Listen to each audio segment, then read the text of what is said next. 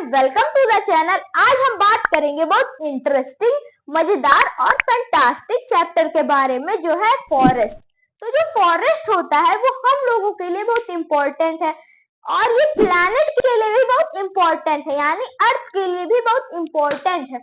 अर्थ और हम लोगों के लिए तो है ही, पर जो वाइल्ड लाइफ रहते हैं फॉरेस्ट में उनके लिए भी बहुत इंपॉर्टेंट है, यानी जो डिफरेंट टाइप के स्पीसीज पाए जाते हैं, एनिमल्स पाए जाते हैं, वो डिपेंड रहते हैं इन्हीं फॉरेस्ट में। ठीक, यानी जो फॉरेस्ट होता है उसमें स्मॉल इंसेक्ट से लेकर एक बिग एनिमल भी रहते हैं, जिससे हम लोग का इकोसिस्टम बैलेंस रहता है।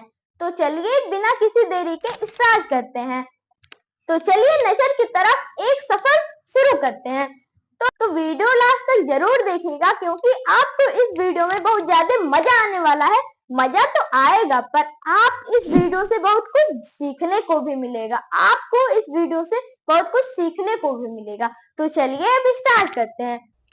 तो सबसे पहले जानेंगे फॉरेस्ट क्या होता है, यानी फॉरेस्ट जो वर्ड है वो कहाँ से लिया गया है। तो जो फॉरेस्ट है वो फॉरेस्ट वर्ड से लिया गया है। कौन से वर्ड से? फॉरेस्ट।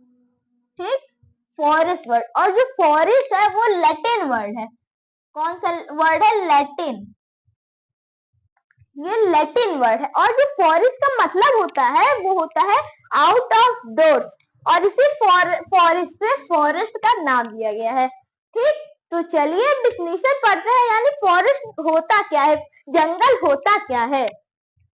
तो forest is a large area which is covered with herbs, shrubs, climbers, creepers and trees।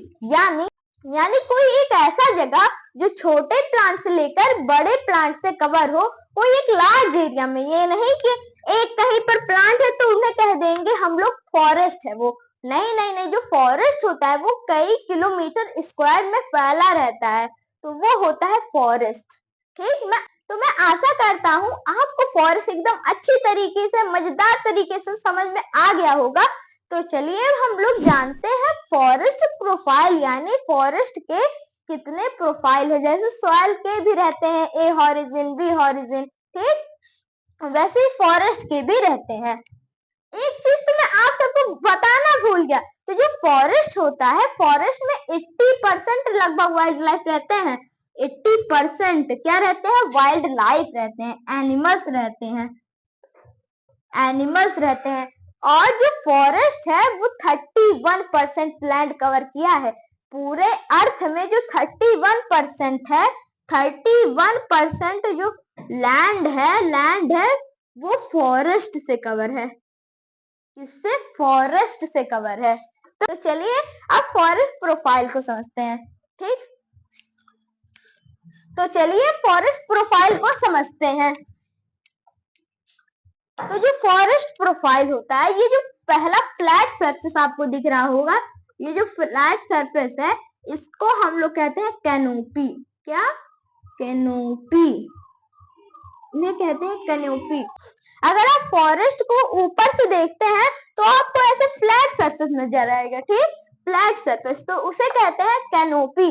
एक बेड शीट जैसे आपको ये दिखने को मिलता है।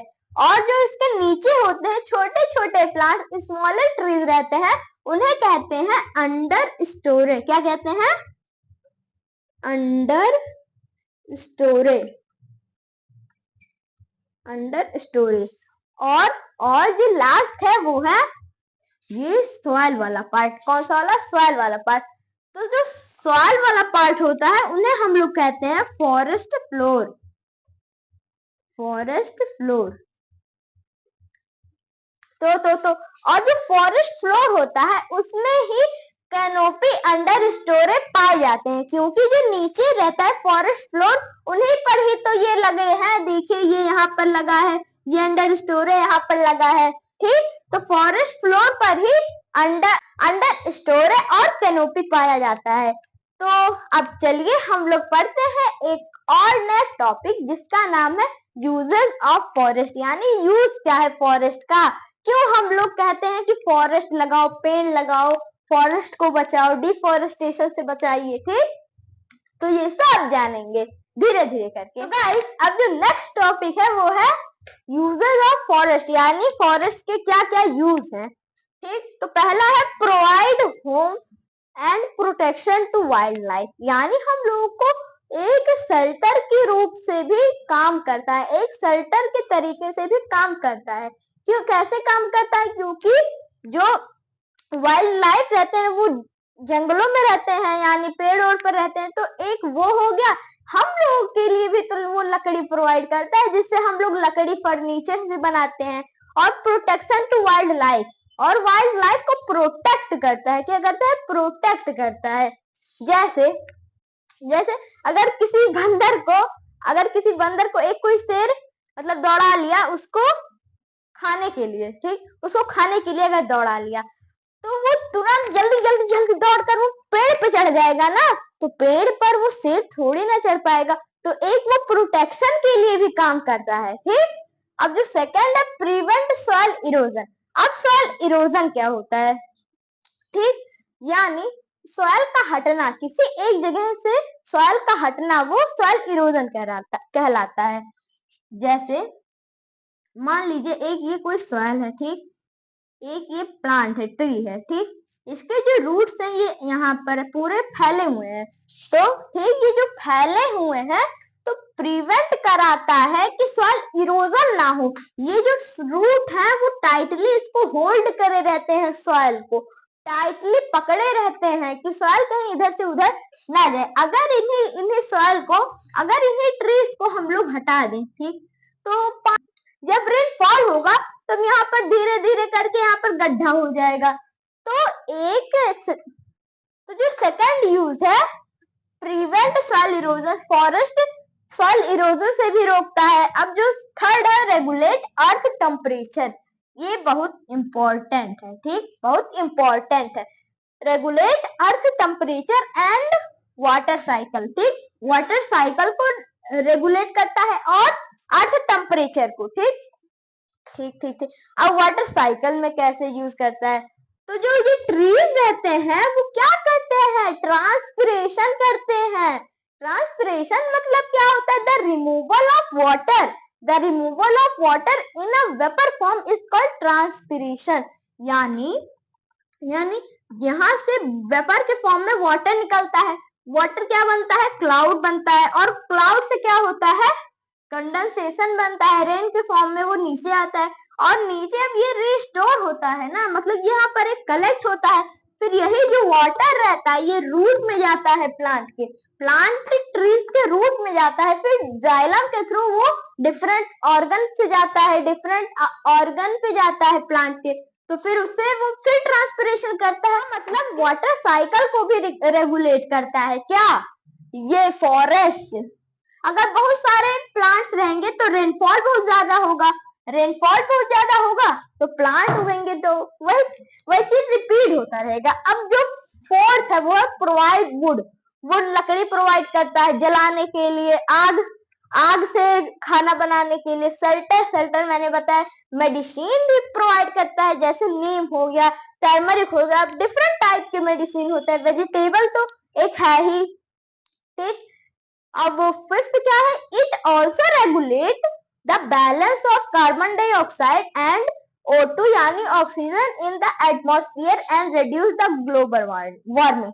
ये भी क्या है, बहुत इंपॉर्टेंट है, ठीक। रेगुलेट बैलेंस मतलब ये कैसे बैलेंस करता है, CO2 और O2 को हम लोग क्या क्या छोड़ते हैं, CO2 छोड़ते हैं, ठीक ठीक। ये क्या करते हैं, ये ह्यूमन बीइंग रिलीज करते हैं, और जो प्लांट ट्रीज होते हैं वो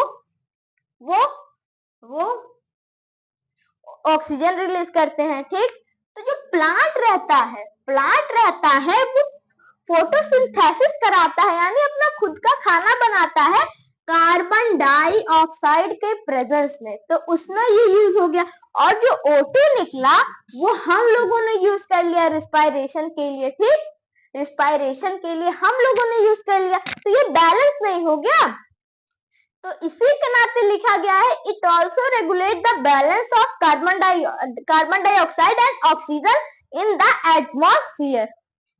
एक और यहाँ पर है reduce ग्लोबल वार्मिंग, यानी ये ग्लोबल वार्मिंग को भी कम करता है, ग्लोबल वार्मिंग को भी कम करता है। ठीक, मैं आशा करता हूँ आपको एकदम अच्छी तरीके से, मजेदार तरीके से ये भी समझ में आ गया होगा ना।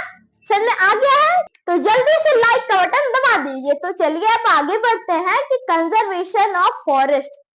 तो गाइस अब जो लास्ट टॉपिक है वो कंजर्वेशन ऑफ फॉरेस्ट, यानी फॉरेस्ट को कैसे बचाएं, फॉरेस्ट को कैसे बचाएं। हम लोगों ने पढ़ लिया फॉरेस्ट क्यों यूजफुल है, फॉरेस्ट क्या होता है, अब उसको बचाना भी तो हम लोग का कर्तव्य है।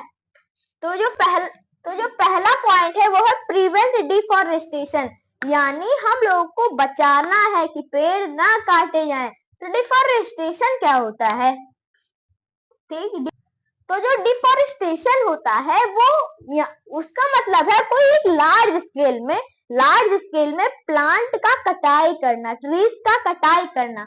Cutting of trees in a large scale is called deforestation. ठीक, हम लोग को एफॉरेस्टेशन करना है, यानी बहुत सारे प्लांट को लगाना है, ना कि काटना है।